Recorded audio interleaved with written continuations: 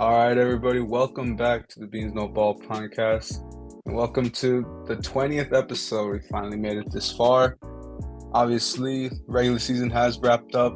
Now it's what everyone's been waiting for. Playoff football was right in front of us. So I guess without really getting anything else, let's just get right into it. Yeah, so this is gonna be our 20th episode in. So I mean, it's been a good run so far. So hopefully, obviously keep going along with it, and we will be having the postseason edition very soon in the following days for the playoffs. So obviously, let's not waste too much time here. Let's get started with the Week 18 recap, which is a pretty decent week of football, to say at least a decent closure. So obviously, starting off with our Saturday slate, starting off their first game, which was the Kansas City Chiefs at the Las Vegas Raiders. Quite to say, this was a pretty bad closing for the Raiders, to say the most, and obviously for the Chiefs. This was obviously another great game by the Chiefs as well. You know, beating a rival. Obviously a rival. All these games were division rivals. That's how obviously the last week of football is played. But obviously with a very good team like the Chiefs and a very mediocre to bad team like the Raiders, you know, we expected the Chiefs obviously blow them out a bit, and that's what they did. It was a very nice blowout. The game was pretty much very close, only towards the end of the first quarter, with the Chiefs having a 4-point lead. But obviously, the second quarter took a toll on the Raiders as the Chiefs scored 17 unanswered, which is pretty early to say unanswered, but I mean, that's how it was coming in before the second half. And obviously, them having a 21-point lead at halftime, it was pretty impossible for the Raiders to come back at that point. Obviously, towards the fourth quarter, it's pretty much just stat padding. But I mean, regardless of all that, I mean, Jason Stidham, I mean, he had pretty mediocre stats, 219 yards and a touchdown. For a closure, I mean, sure. I mean, it wasn't really going anything for the Raiders, but I mean, hey, it's always nice to finish strong, but obviously they couldn't do that as well. And obviously for Davante Adams, had a pretty okay game with 73 yards with 5 catches. But obviously with the Chiefs, they did secure the 1 seed. I guess you could see it is very unfair, that they got the 1 seed handed to them after the Bills and Bengals game was canceled. With the Chiefs, 2 of their losses being the Bills and the Chiefs. The Bills and the Bengals. So obviously, it does seem unfair, yes. But I mean, NFL's rules, really can't do anything about that. But obviously, Chiefs have the 1 seed, so a lot to expect from them in the playoffs. As for the Raiders, enjoy the playoffs on the couch and have a lot of recouping to do this offseason. Yeah, obviously, this one just came down to the Chiefs really playing for that 1 seed. Obviously, it kind of did fall into their lap, and I mean, at that point, they just run with it. I mean, it was, obviously, this is just what we would have expected anyway. The Raiders, just how the season went for them, it was. I mean, you wouldn't really expect them to put up much of a fight against this Chiefs team, but I mean, it was something, and I mean, I guess. Somewhat of, that little audition's finally finished for Jarrett Stidham. He did okay in the time that he's given. Now it's just up to seeing what the Raiders will end up doing in the offseason, see what quarterback they end up picking up. Or, I mean, they could end up riding with Stidham, which I would doubt it, unless they find someone in the draft. But this really was just kind of get the Chiefs ready to. I mean, since they will get the bye now, so just wait and see who they get in the divisional round. Now, of course, our nightcap on Saturday, we had the AFC South Championship here, Titans and the Jaguars. Titans were looking like they were going to be able to pull this one out in the end, obviously finally ending a 6-game losing streak. Looked like it would have been possible, but unfortunately for them, the Jaguars were able to basically the Jaguars defense did most of the job here to pull this game out for him. Obviously Trevor Lawrence with 212 yards and a touchdown, he played okay, but he really missed a good two or three passes that you could really tell. I mean, just raw overthrows, just not really looking like himself. And obviously one of those pretty bad throws was a touchdown that he missed. He did leave 4 points on the field when they did end up getting a field goal out of that, but could have been more. And I mean, in the end, the defense they did have the scoop and score. I think they were able to pick off Josh Dobbs a couple times, but I mean, overall, that defense is starting to look pretty good. I mean, if the offense can, get up to speed with them, it could be scary to see what they can do in the playoffs. But if the offense does keep like this, it could just be a one and done. But at the same time, the Jaguars are way ahead of schedule. You've seen them after in just number one overall pick back-to-back years to now winning the division. It's pretty commendable for them. Yeah, I mean, looking at this game, it, like you said, it did look like the Titans could possibly walk away from this. After losing out, after starting 7-3, and then obviously losing this game, it was their seventh loss in a row, and them winning, could have been a very weird way to win the division with a losing record. At 7-10, not 7-10, which would have been 8-9 actually if they did win this game. If they and would have won the division with the losing record. Obviously it would have looked bad on them. Probably would have been bounced out first round of the playoffs if that was the case. But I mean, if they were going to walk away with this one, I know Jaguars fans would probably never let this one go at all whatsoever.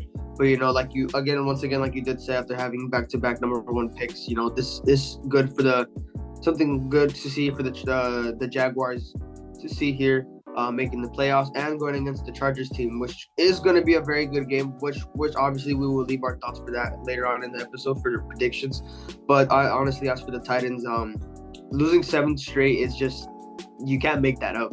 It's not necessarily on the players, but really it's just something went wrong with the coaching, and obviously, with the players with the injuries. Obviously, with the injuries, they did suffer on both sides of the ball. Obviously, that did play a big factor, losing Ryan Tannehill.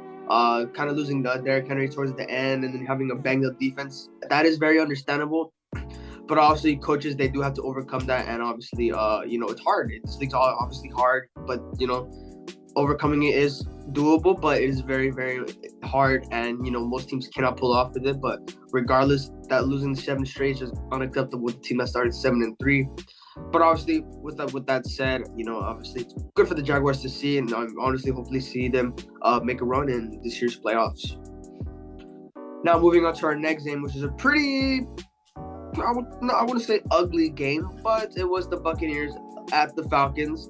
Obviously, this was a meaningless game for the Buccaneers since they did clinch the NFC South title and the playoff spot. After beating the Carolina Panthers, which was the game to depict who does win the division, and obviously the Bucs came away with this, and it was just it just doesn't know what happened. I wouldn't necessarily say it was a huge collapse, because I mean it was still a 13-point game, but it should not have been a 13-point game against the Falcons. Buccaneers did have a 7-point lead at halftime, and then got shut out in the third and fourth quarter. Really, the Falcons scored 20 unanswered, but I mean Tom Brady did get benched, remaining in the game, and it's just tough to look at. What a way to close the season on a loss, especially with Tom Brady. This is his first time losing to the Falcons in his whole career. So obviously there's always first times for something, But Jake London, looking at him as a rookie, his rookie year is pretty decent by most, especially with being on the Falcons. Ending this game with 6 catches, 120 yards was pretty good. Desmond Ridder, finally kind of getting in his groove, but I mean, obviously it was too late. Obviously got the offseason regroup, and then obviously going for 224 yards and 2 touchdowns. So that was good for him. And then Solo Algier, their running back, 24 carries for 135 yards. It's a pretty good stat to look at. Obviously, the Falcons, after that Super Bowl choke, they haven't been able to progress anything after that. It's been really hard. But this team is young. It is young. They got some new players, some very good players, and there could be a lot of good things coming in Atlanta. But obviously, their head coach is a major problem here, and obviously with that tight quarterback situation, choosing between Marcus Mariota and Desmond Ridder. But with the looks of it, it does look like Desmond Ridder could possibly take the spot in the offseason. Yeah, I mean, this game, like you said, meaningless. The only Tom Brady did start, of course, but he was just there to pick up. I believe it was like he needed 9 completions to hit an incentive, so they let him stay in for that. He hit it, and then I believe it was Blaine Gabbert got to finish off the game, which, I mean, most of the bench got their time right here in last week, but That's kind of the whole reason you see the Falcons winning this. Of course, Desmond Ritter. I mean, I believe this was his first, finally his first touchdown. He got two of them, so get some milestones out the way for him. Good for him. I personally don't think he's gonna end up being the answer here for the Falcons. Could could be kind of just a bridge quarterback in the future. I don't believe they'll go for a quarterback this year because probably, I mean, they can't get Bryce Young, probably wouldn't get Will Levis or CJ Stroud. So depends on how good the QB market is next season. They'll probably have a top pick again. So, I mean, if they're in line for Caleb Williams, who knows? But the main thing here is it's probably going to be another rough year after this one for the Falcons. I mean, it's surprising that they got 7 wins, and probably would have been better if they would have tanked more just for this rebuild to go a little smoother. But in the end, just wait to see what they end up doing with this top 10 pick they did get. And as for the Bucks, I mean, yeah, they can't really say nothing about this game just because it was most of their bench, and now, I mean, everyone's rested up to see this next game this weekend, obviously against your Cowboys. So now moving on, got the Patriots at the Bills, which obviously this was one of the teams that was really fighting for that last seed, the 7th seed for the AFC, and the Patriots put up a fight for the most part of the game, but really in the third quarter, the Bills really started pulling away. But obviously, the main story here was the Bills. Nyheim Hines, he brought back the opening kickoff, 106 yards, and I see it was a big deal for score since the Damar Hamlin injury, and I see the whole stadium, everyone is just a big tribute to Damar, and it was obviously really nice to see.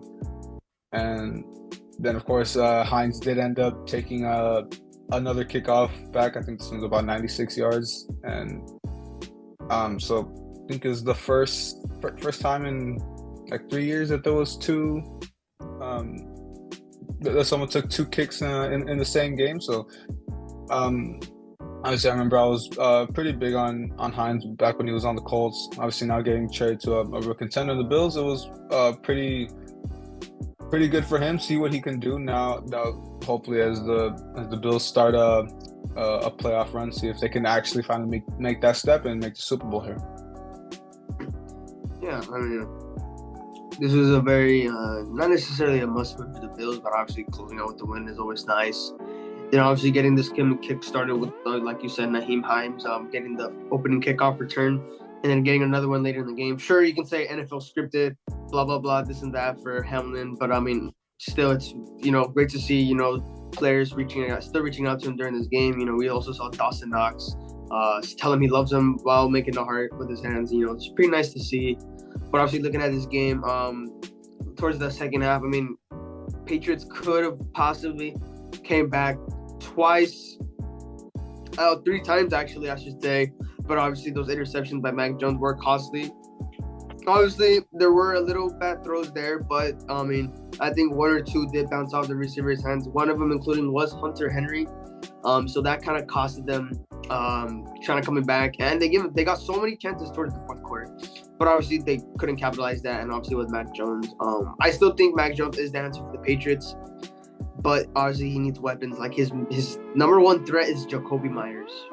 For God's sake, I mean, if he were to have some decent receivers, and probably a good run game. I mean, Stevenson is pretty okay, but obviously it's not good enough to obviously help this team win. At least a decent run game, decent receivers could obviously help them. That Patriots defense is the reason we're kind of keeping it alive during the season. But obviously that offense, with the weapons Mac Jones needs, it's very crucial. But obviously, Patriots, they get eliminated, unfortunately, and the Bills.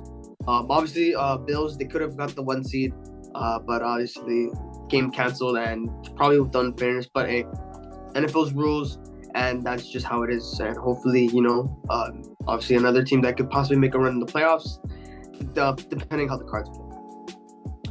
Now moving on to our next game, which is a game that you thought could have been a spoiler game, but with the Bears, they did but they did sit out Justin Fields. from this game, and obviously he was like a couple yards shy for breaking the most rushing yards by a quarterback in a season.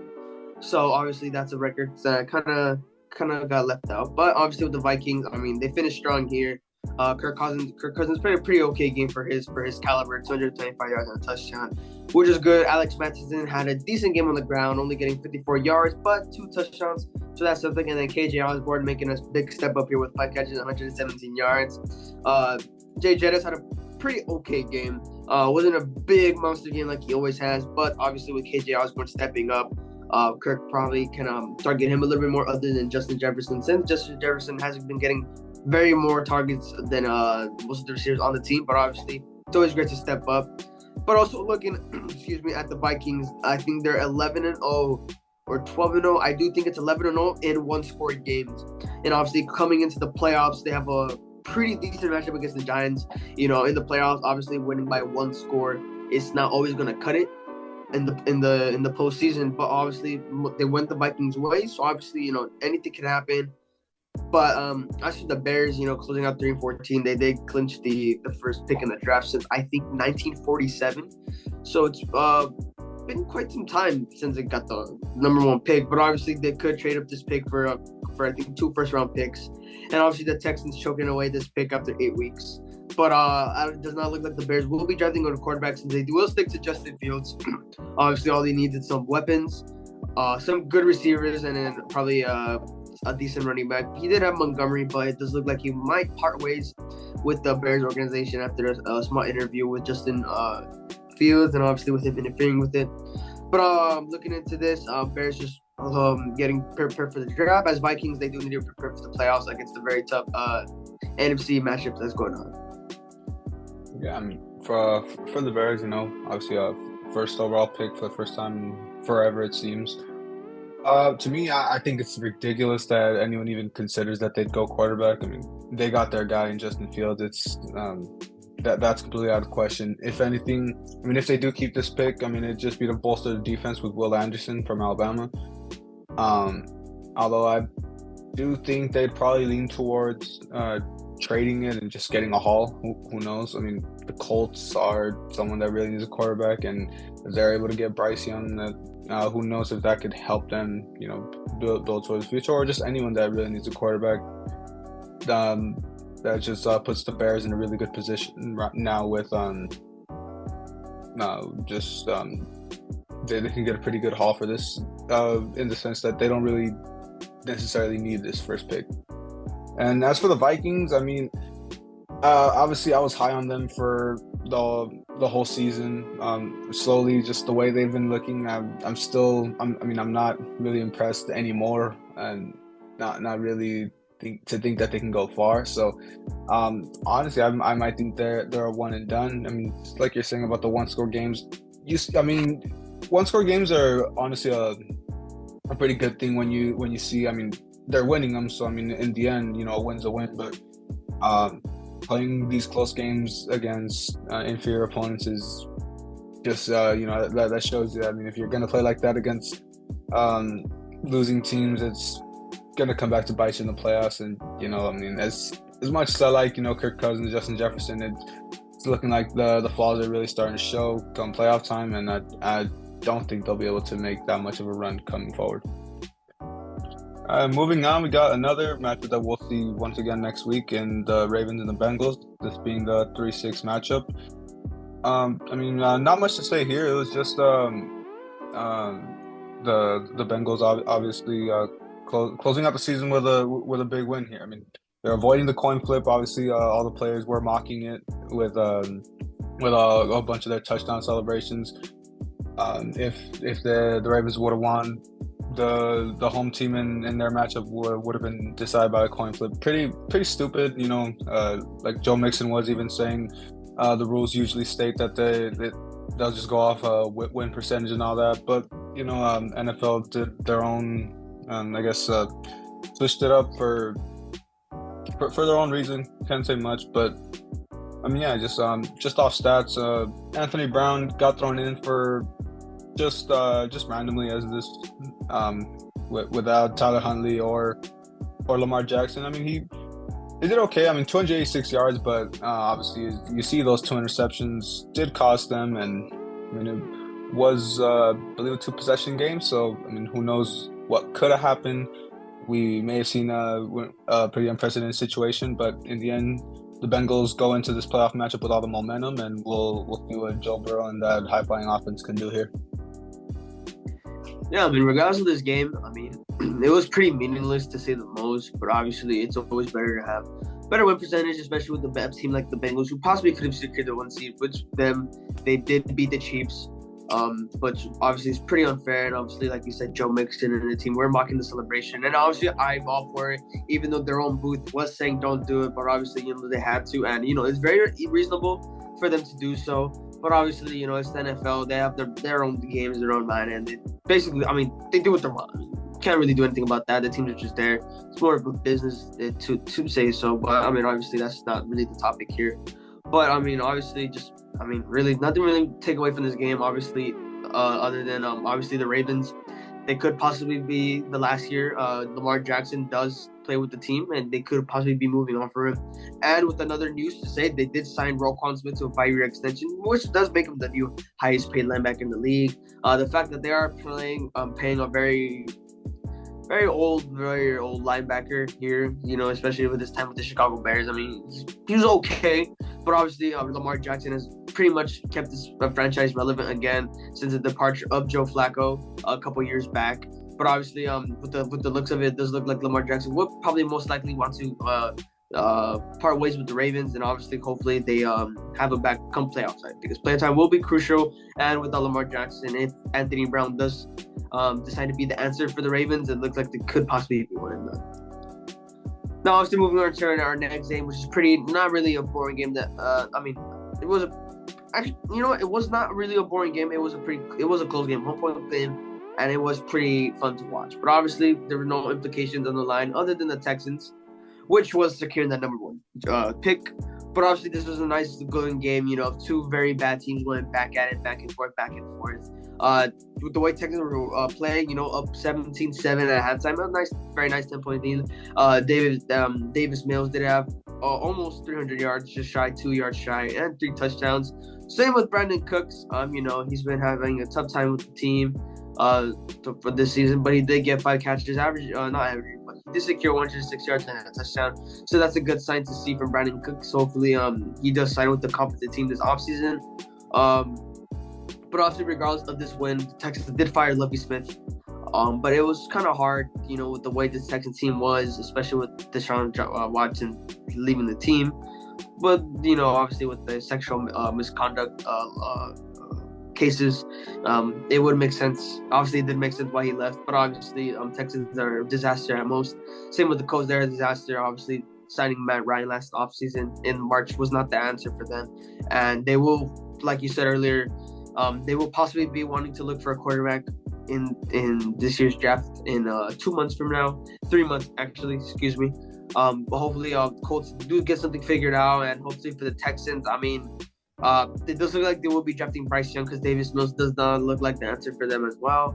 So obviously, nothing much else to say about this game other than it was a very good game, but obviously 2 struggling teams with a lot to regroup this offseason. Yeah, obviously, just like I alluded to this, I did expect the Texans to come out and play for pride. Just like, regardless, they were obviously probably going to lose that number 1 pick. But like I was saying, they know the Bears don't need a quarterback, and knowing that Bryce Young could still fall into their lap, or even C.J. Stroud for that matter, if the Bears trade out of that number 1 spot. The Texans were regardless going to be fine with a number 2 pick, and just like that, you just see a generational game for Davis Mills in that 4th quarter. They were leading for the most part. Obviously, the Colts did storm back, but Davis Mills, was it a 4th and 20 to keep the drive alive, and then I think a 4th and goal then to end up scoring the touchdown. Go for the 2-point conversion to avoid overtime. Just everything was going their way for the most part in this game. And it's a nice way to end the season, and you're probably still going to get what you want in the draft regardless. As for the Colts, It's going to be a little harder to see what they end up doing now in the draft. I mean, if they do want to trade with the Bears to secure getting a future franchise quarterback, that's their move. But if someone trades with the Bears and the Texans are obviously there, CJ Stroud and Bryce Young will be off the board. So I mean, if they want to sell for Will Levis from Kentucky, you never know. But it's they're kind of in a tough position now with the Texans falling. But I mean, we'll see what they end up doing too. Now moving on, another game that you and I disagreed on, Christian, the Jets and the Dolphins. I believe that the Jets would finish them off. I mean, Dolphins having Skylar Thomas didn't expect much from them, and I mean you can see why. It was 6-6 going into the end into the fourth quarter, I believe. Well, throughout the fourth quarter, it was 6-6 for the most part.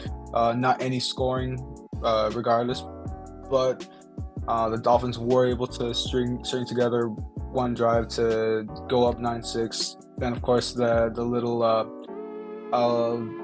a bunch of laterals to end the game ends up in as a Jet safety, and Dolphins end up an extra 2 points.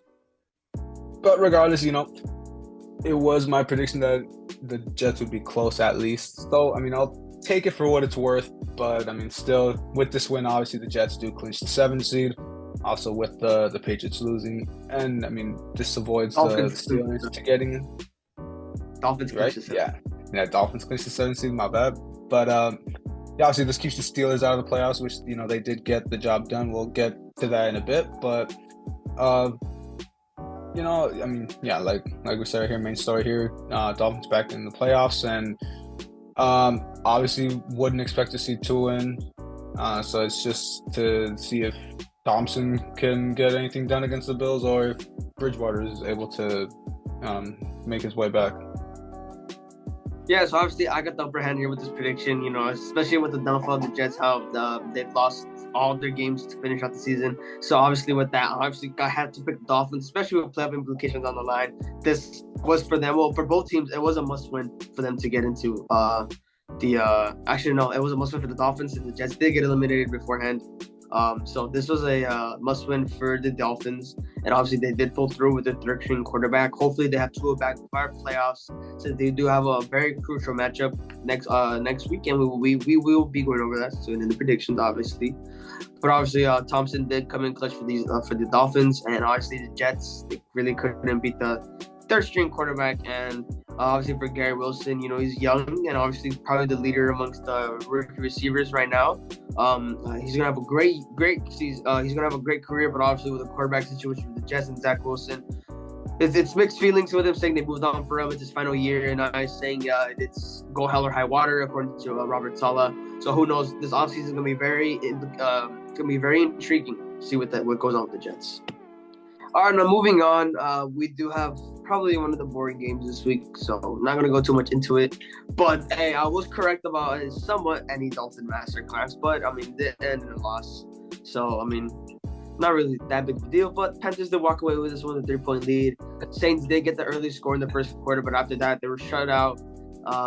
They did have a 7-0 lead up until halftime, and that's when the Panthers kind of got going in the third quarter and the fourth quarter. And the Saints kind of just disappeared out of nowhere. And really, that field goal just sealed the fate for the Panthers winning.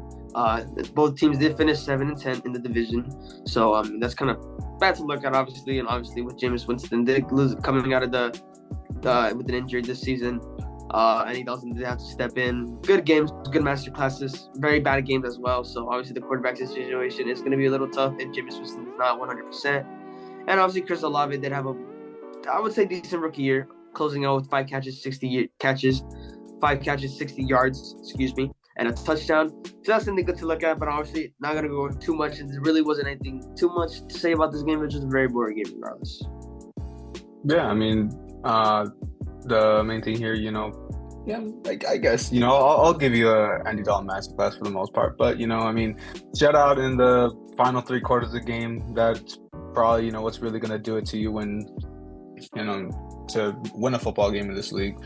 But I mean, obviously they got Jameis and Dalton, so with that quarterback room, you would expect them to probably go quarterback. I mean, it just depends on what's left at their disposal once their pick comes, or if they decide to make a trade. Who we'll see what ends up coming draft time. But yeah, for the most part, it was a pretty boring game. But I mean, I guess it is a pretty good showing for Steve Wilkes, the interim head coach of the Panthers. A nice.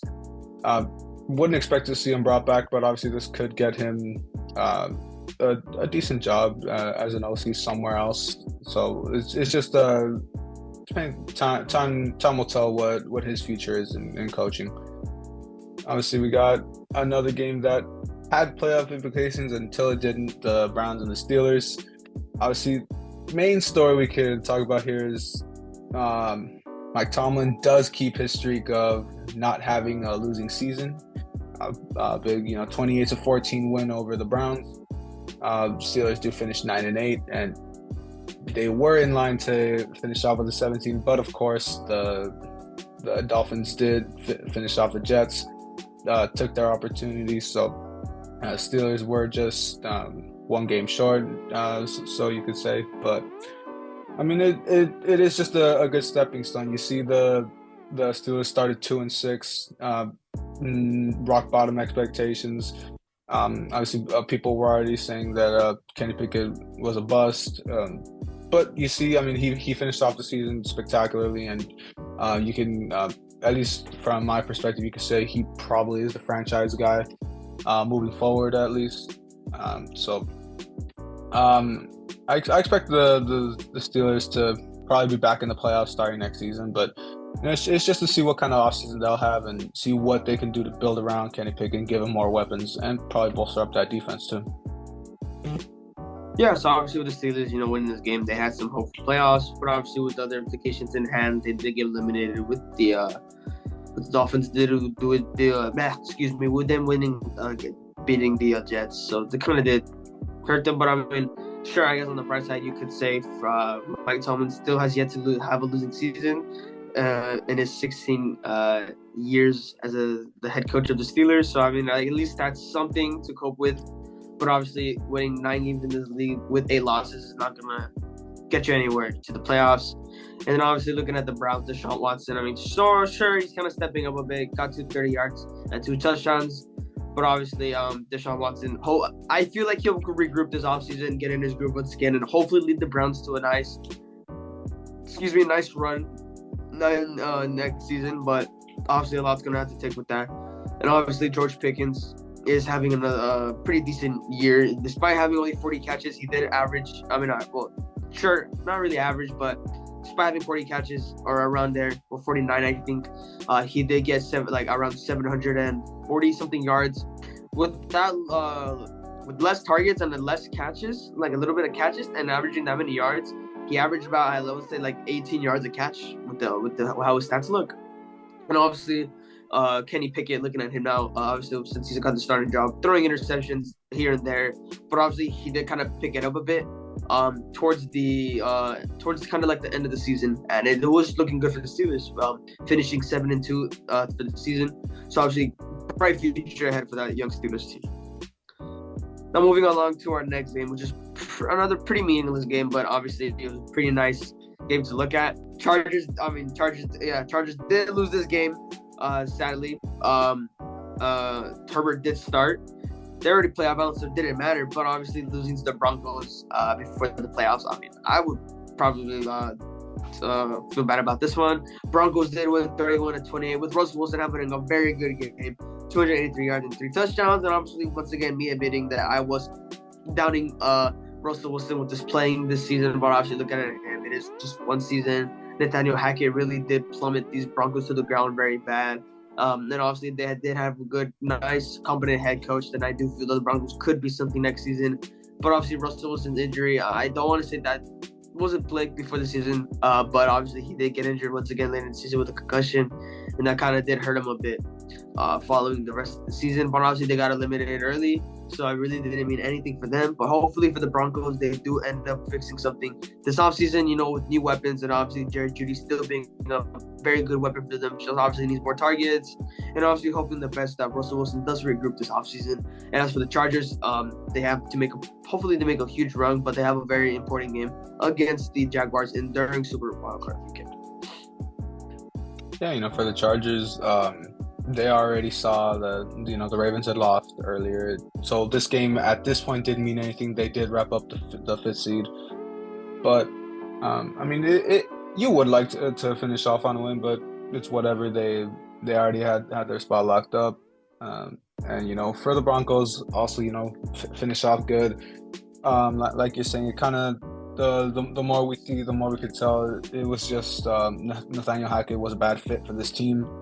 And sure, Russell Wilson did play poorly, but we see kind of call it some growing pains for leaving Seattle after so long. Finally, on a new team in Denver. I honestly feel like next season, saying this, I could come back to regret actually saying this, but I honestly think Russell Wilson could have a bounce back year next season with the Broncos and maybe lead them to a 7 seed. Who knows? But I do expect it to get better in Denver. But overall this was pretty meaningless game in the grand scheme of things.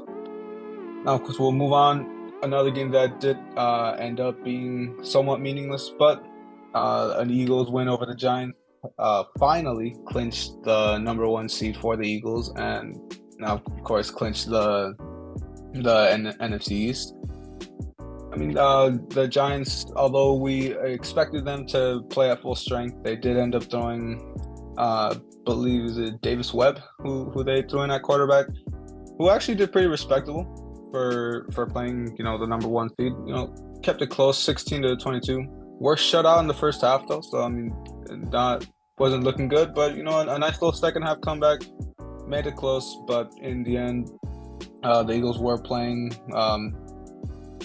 with a lot of intensity. They wanted to make sure they kept that 1 seed, and they did keep it in the end. And in the end, didn't really matter, because obviously your Cowboys did have a little stumble. We'll get to that later. But just big win here for the Eagles. They get that extra week of rest, and we'll see who they end up getting in the divisional round. Yes, obviously, finally they clinched the 1 seed after the whole season of football had been in play. Obviously, it did look like a nice, tiny little blowout from the looks of it, but the Giants did kind of come back a bit, try to go for the onside, but honestly, Eagles recovered, which kind of did end the game. And obviously, having Jalen Hurts back was a kind of a big use for the Eagles. He did not record a touchdown, and he did record an interception.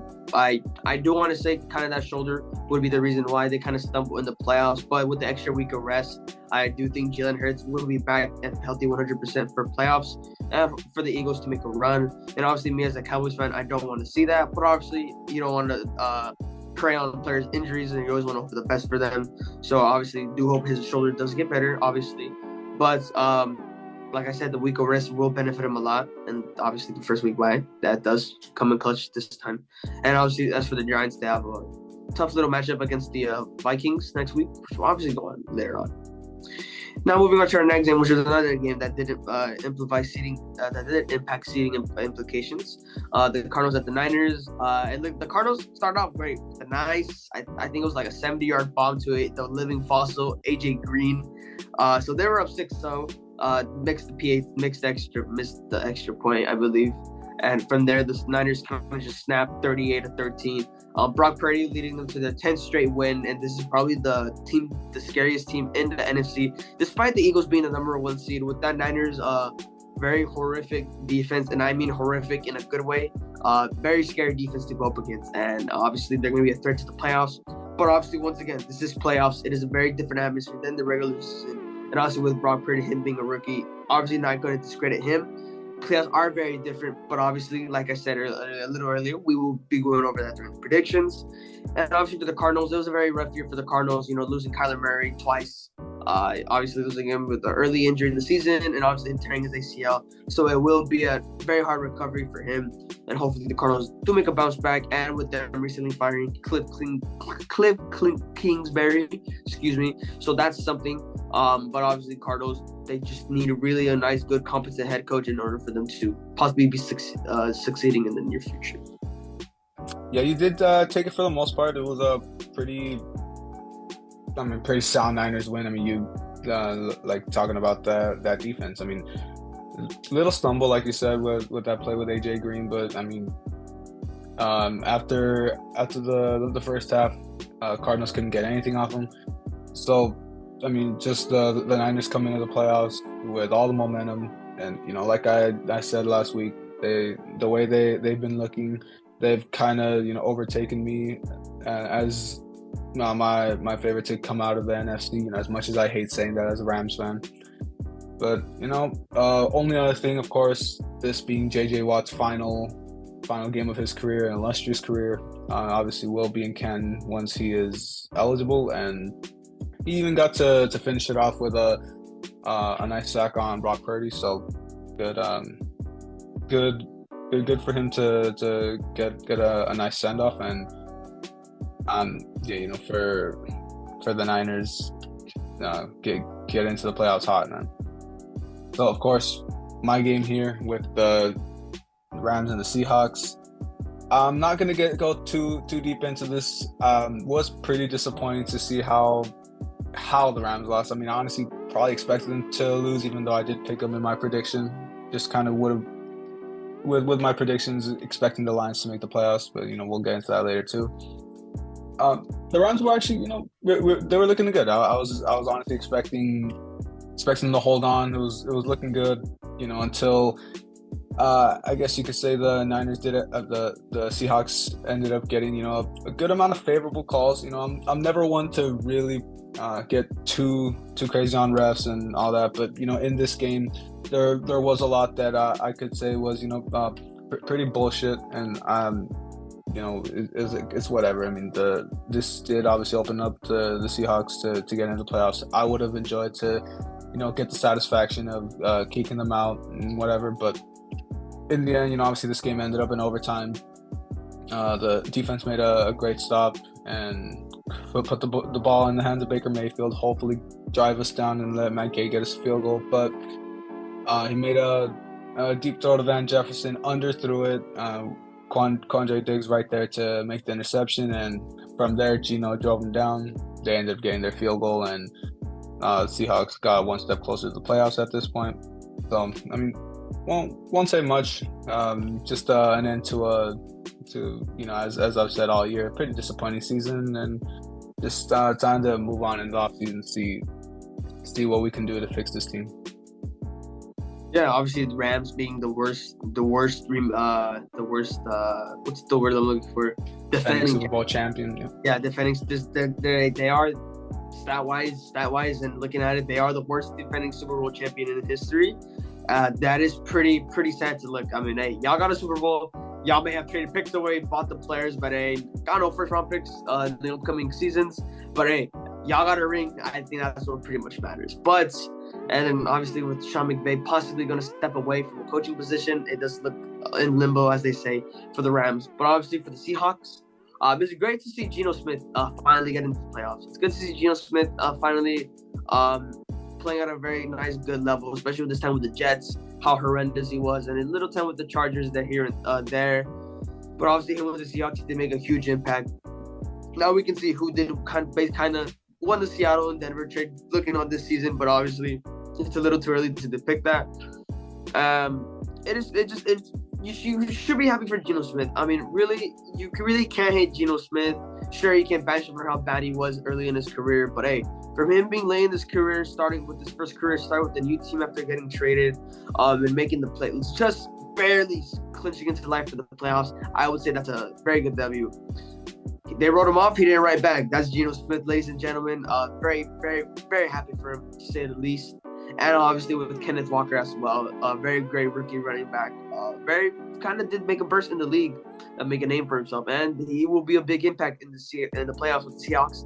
but they are playing the Niners, so I mean, we kind of expect it to go one way, which we will talk about later. And now, obviously, moving on to my game. Now, this time, I will not go deep into it with my frustration, no matter how much frustration. But this was a very disappointing game by the Cowboys. Obviously, we're very predictable this game. I don't know what was going on with Kellen Moore's play calling, running on first down and second down and then passing on third down multiple times. Very predictable. Then the Commanders pretty much picked it up. And I have no idea what's with the Cowboys with making first-time starts and not so relevant players look good. Sam Howell, I mean, he had a pretty mediocre game, but with it being his first start, he did pretty well. 11 completed passes for 169 yards, 1 touchdown, but they recorded interception early in the game, which kind of did help put the Cowboys in the game. And the only reason the Cowboys were in this game was because of that defense. I don't know what happened with Dak. This is arguably Dak's worst game I've ever seen. I will still defend Dak all my life. Since I was 11 years old, I will still defend that man with my life. But this game is unacceptable. And another pick six. This is gonna hurt us in the playoffs. But I will talk about that in our predictions. But I'm really gonna go deep. I'm not gonna go deep. But obviously with other miscues with Cowboys, I don't know what Dan Quinn's doing. Now having Trayvon Diggs and Malik Williams on the same side of the field. Have Malik Williams on the opposite side. Sure, I understand Trayvon Mullen is trying to see who's going to win the cornerback two spot. But not having Diggs on a Scary Terry or Jahan Dotson is pretty stupid of Dan Quinn. I don't know why our best corner wasn't on their best receiver. But obviously, I will go more into it during our predictions. But it was just a very, very disappointing game with the Cowboys. Defense was the reason we were into it, and that offense just looked very bad. Receivers got no separation, no running game. Running Zeke up the middle 50% of the time is not going to help us win playoff games. Yeah, I mean, just you covered that pretty well, I guess. I don't really have too much else to say. It's most of the stuff that I was saying. Obviously you share the same concerns with the Cowboys. I mean, you see them even more than I do, but I mean, it's the main thing. I mean, like we've been saying for weeks, it's just those interceptions with Dak. I mean, this week more than anything, they were kind of his fault. So, I mean, if he ends up he's doing this against the Commanders. You see, I mean, just right now, you got the Bucs out right in front of you, and if you get it out of that game, you probably gonna have to face the Eagles or the Niners. So it's really hard. I mean, all those teams have really good defenses, so it's just up to see what ends up happening. But couple that with the defense still not really being up to par with what they should be or what they've been touted as being. It's looking like a time for concern for the Cowboys, but hopefully they do figure it out with this one last little week before they start the playoffs.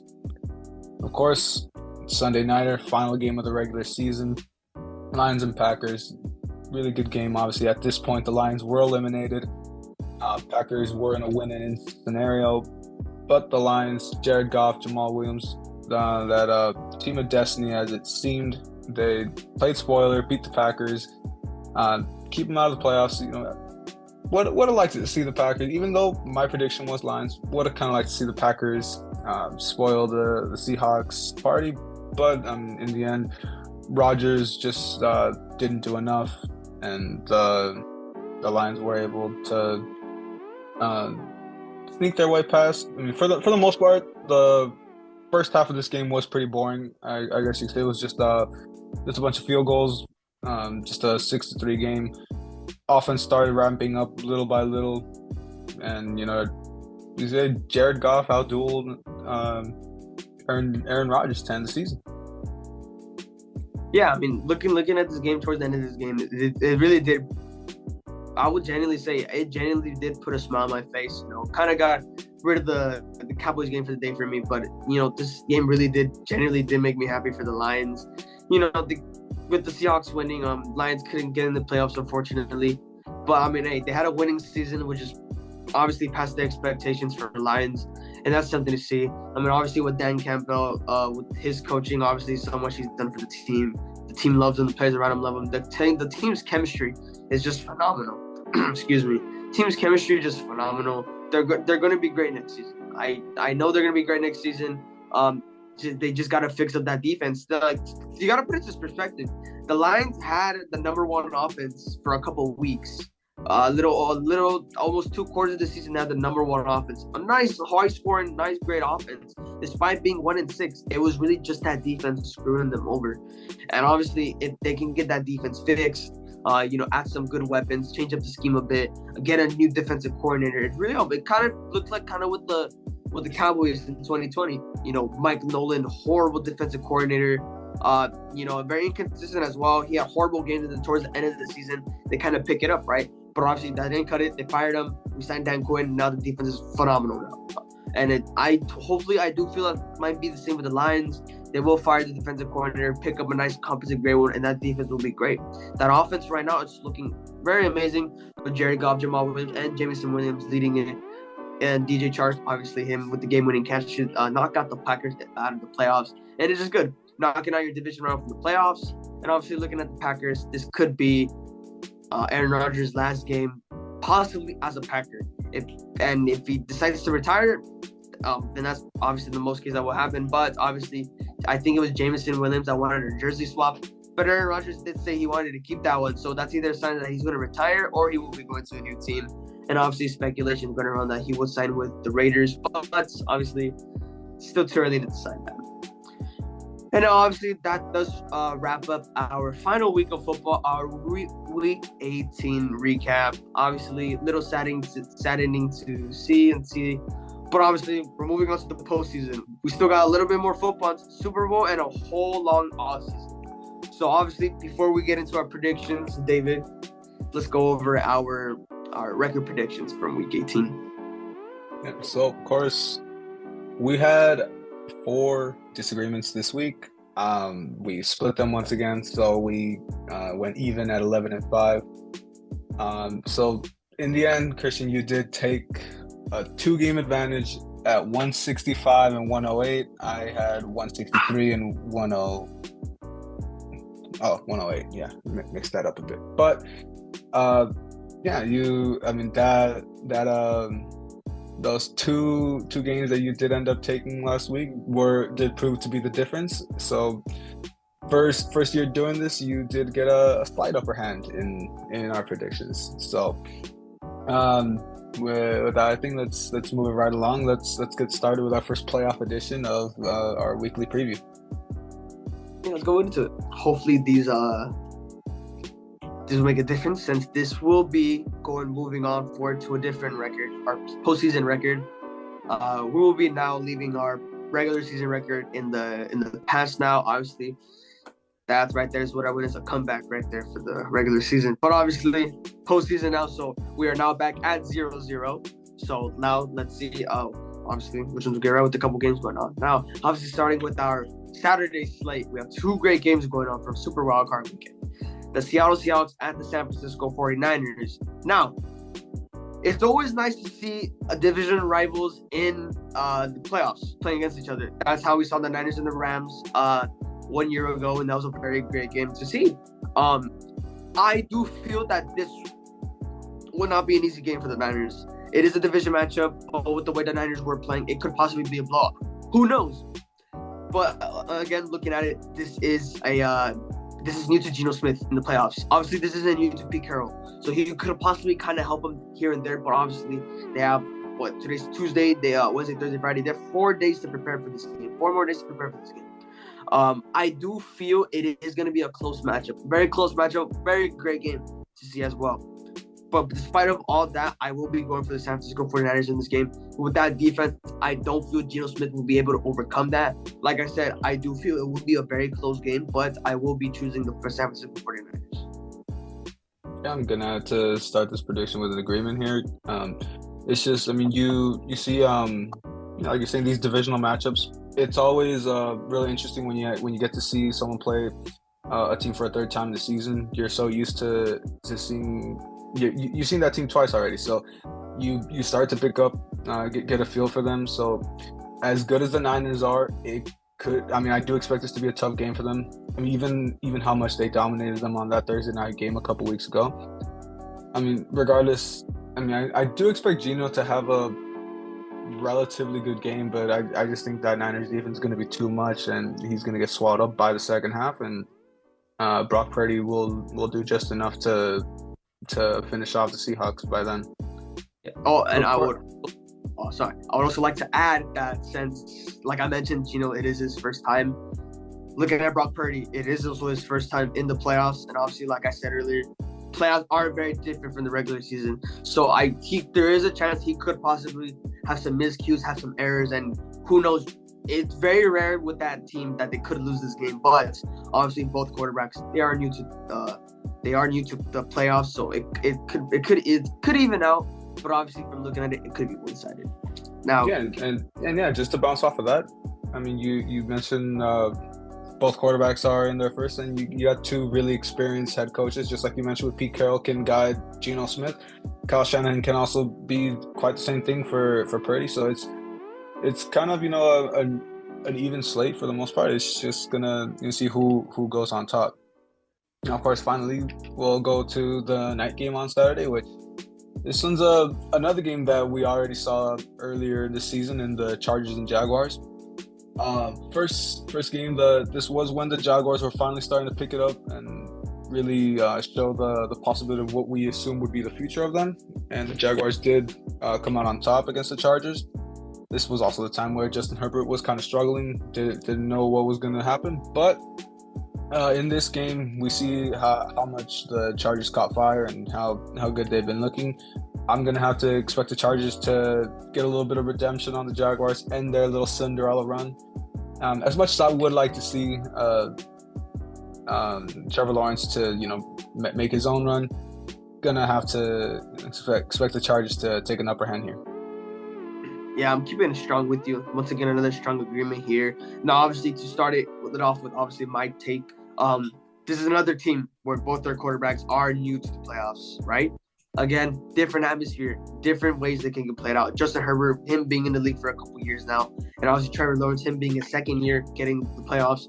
Once again, I would say another fairly even matchup since both teams are, I would say, getting used to the playoffs again, especially with the quarterbacks. But obviously, I will agree with you with the Chargers here again. I do feel with the team that the Justin Herbert is, I do feel Justin Herbert is a slightly better quarterback than Trevor Lawrence, with just the way he is, with the way he's been playing. Obviously, agree to disagree. Most people will disagree with me or us, I would say. But obviously, with the Chargers, they could possibly make a run here with the team they have here. I just feel there's just a little mental error that Justin Herbert does make sometimes. Now, moving on to our Sunday slate, and it is the first game that I would not say is fairly even when it comes to quarterbacks. Now, it is the Miami Dolphins and the Buffalo Bills. This is another divisional matchup, another nice AFC East matchup where if possibly Tua comes back, it will be his first time in the playoffs, with him being in the league for a couple years, at the same time as Justin Herbert, since they were in the same draft class. Obviously, the no-brainer here, I will go for the Bills here. Just from looking how stacked that Buffalo Bills team here is with just Josh Allen. He has playoff experience. He does. Hopefully he can just capitalize and cap off from what he missed, especially from last season, which is very heartbreaking. And obviously with the Dolphins, just barely making it in with how inconsistent they are. And I've said how I would say the Chargers are inconsistent. The Dolphins are an example of what a very inconsistent team is. So we'll be going for the Buffalo Bills here. Yeah, just gonna have to agree again. I mean, the main thing here is just the comparison of the quarterbacks here. You see, even if Tua does make it back which I mean, for his sake, I would hope he doesn't make it back. I mean, I would really hope they just shut him down for the season after all the concussion shit. But you see, Josh Allen will be going against most likely Skylar Thompson, but I mean, could be Teddy Bridgewater if he is able to clear protocol. That quarterback matchup is going to be the main thing for me. We saw how much Thompson struggled against just the Jets defense. Now you got to see how he's going to look against the Bills. To me, he's just going to be overwhelmed, and it's probably going to be a repeat of what we saw the Bills do to the Patriots last season. So, yeah, pretty big win for the Bills here. Move them right along to the divisional round. And of course, we got another pretty big matchup, another matchup that we've already seen once in this regular season in the Giants and Vikings. So this one, I mean, I'm gonna take the high road here. Just we've seen how the Vikings have been looking. I've been alluding to this week after week. I think they're gonna be a one and done. I think Daniel Jones is gonna carry this Giants team to his first postseason win, and believe their first win since their playoff run back in for Super Bowl 46. Don't remember if that's exact, but I mean it's been a long time since the Giants have had success in the postseason. So I expect Daniel Jones to have a really good coming out party and just a nice add a big playoff win here to his resume. Yeah, I'm going to roll up with our first disagreement here. I'm going to go for the Vikings here. Now, obviously, Kirk Cousins, he does have playoff experience, but this time with Washington. But obviously, we know how that ended. And obviously, this is Daniel Jones, his first time playoff experience. So we got a couple quarterbacks in this year's where they have the first time in the playoffs. And then obviously that happens mostly every year for the most part. But obviously, with how inconsistent the Vikings have been to finish out the season, come playoff time, obviously, Jay Jettis, I do expect him to possibly go off. Obviously, with that Giants, their secondary is a little banged up. Not necessarily getting all their players back, but I feel like Daniel Jones, like you said, he will have a good game. He will carry that team on his back with Saquon Barkley. But I feel like it just wouldn't be enough. I feel like Justin Jefferson would be the main factor here. That does help the Vikings a lot here. And I feel Kirk Cousins, it is 1:30. It is the noon nightmare we're talking about here. The 1:30 game. And from past experiences, we see how good Kirk does play in noon games. Who knows if it's just a little superstition or if that's just how he is. But I got Minnesota coming off here with a very nice win here against the New York Giants. Now, closing out with our Sunday slate with our Sunday nighter, we have the Baltimore Ravens at the Cincinnati Bengals. Now, once again, this is another divisional rival matchup, and it's always nice to see division rivals play against each other in the playoffs, obviously. But obviously, I will be going with the Cincinnati Bengals here. Still no update to Lamar Jackson. Hopefully, when we do our Sunday chat, we get an update about that. Hopefully soon for him. But obviously, if the Ravens don't have Lamar Jackson here, I don't see them doing a lot in the first round. I feel like Cincinnati could possibly just, toy with them the whole time. And obviously, with the looks of it, it does have the possibility that it could be Anthony Brown starting at quarterback if there aren't any new reports on Lamar Jackson. Yeah, I mean, it's just kind of the same thing as I said with the Dolphins game. The uncertainty at quarterback. Even if Lamar does make it back, I do expect Joe Burrow to just outduel whoever the Ravens bring out at quarterback. And it's just, like you said, not only this being the divisional matchup, but these two teams just saw each other last week. The Bengals have all the momentum, so I'm really expecting this to be another pretty lopsided game, and for the Bengals to move into potential matchup against the Bills. Probably, a lot of high emotions for that being the matchup that happened with DeMar Hamlin. So we'll see what we can get into if we see this in the divisional round. Now, of course, we'll close this out with our Monday night playoff game. Cowboys-Buccaneers, a rematch of Week 1 Sunday Night Football. So, Christian, I was alluding to this earlier today in class. Gonna have to go against your Cowboys. Easily a disagreement. We already know what's gonna happen here. I'm gonna go with the Buccaneers to repeat what they did Week 1. Which, of course, that was a pretty ugly game. Both teams barely getting acclimated back into the season. Still, the way Tom Brady and the Buccaneers are looking right now, I'm honestly expecting. And of course the way that Dak is really struggling, and I feel now with a little more of a competent defense, feel that's going to get to him again. And of course, the way the Cowboys defense is kind of looking, they're struggling for the most part too. So I think Tom Brady's going to take advantage of that, and at least for this, the Bucs will move on. Who knows how much else they can do. And of course, unfortunately, I'm predicting another one and done for your Cowboys. Like you said, obvious disagreement. I have to roll my boys here. Obviously, every year, everyone expects to be one and done in the playoffs, or let alone miss the playoffs. It's either or with my Cowboys. It's either they end up getting a shitty record and miss playoffs, or they end up going into playoffs and being one and done.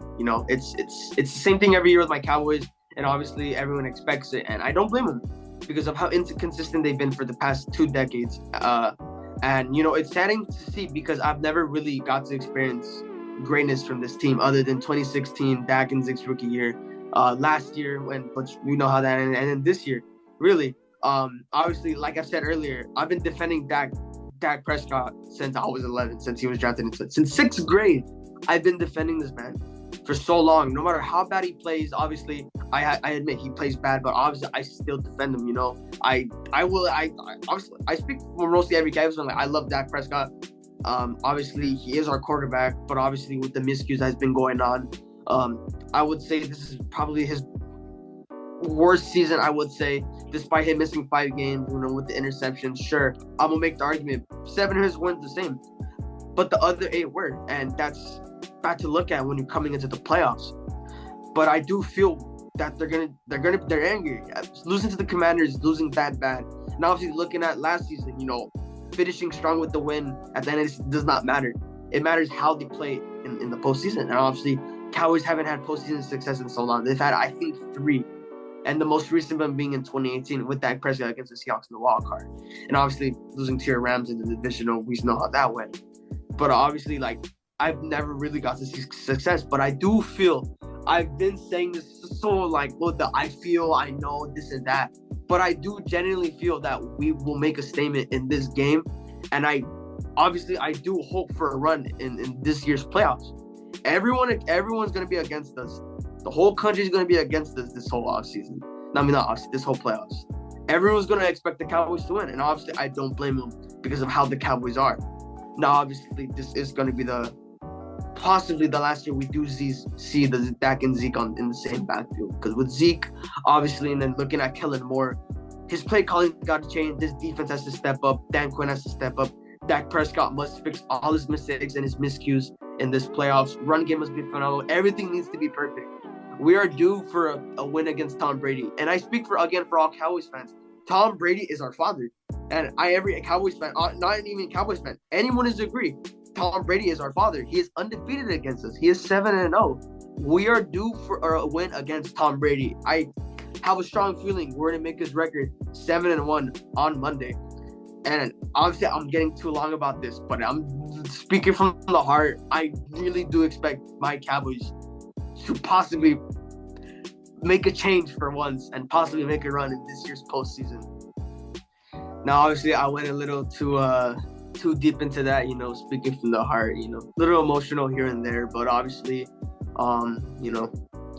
really expect a lot of great things from this team. But obviously, looking at this episode, this will wrap up our first week of Super Bowl wild card weekend of the 2022 to 2023 postseason episode of the Bean Snowball podcast. Closing out the final week, getting this first early predictions going. We got some good episodes for the postseason. Hopefully we can switch it over a bit, see where it goes, make separate episodes for each teams to go, or see how that goes. But obviously, once again, we'd like to thank every single one of you guys. Again, not going to be too much repetitive as we are from the past couple of those, but obviously we are very thankful for the people that do watch our podcast from start to finish. Obviously, we haven't got the traction that we wished for since the start, but whatever we can get, it's the best we can get. And obviously, hopefully we, obviously keep continuing this, which will happen. And we just obviously like to thank all you guys. Yeah, obviously, also for me, like you said, don't want it to be too repetitive, but of course, we always want to express the gratitude we have for everyone that watches, and obviously, we still want to get a couple more stuff planned out, get different types of content, different types of videos out here. Obviously, we'll get a lot more of that coming once the off season rolls around. Then throw out a couple ideas, see what works, see what doesn't. But as for now, get this out, get this ready, and we'll see you guys hopefully by this weekend for a quick final preview of the playoff matchups.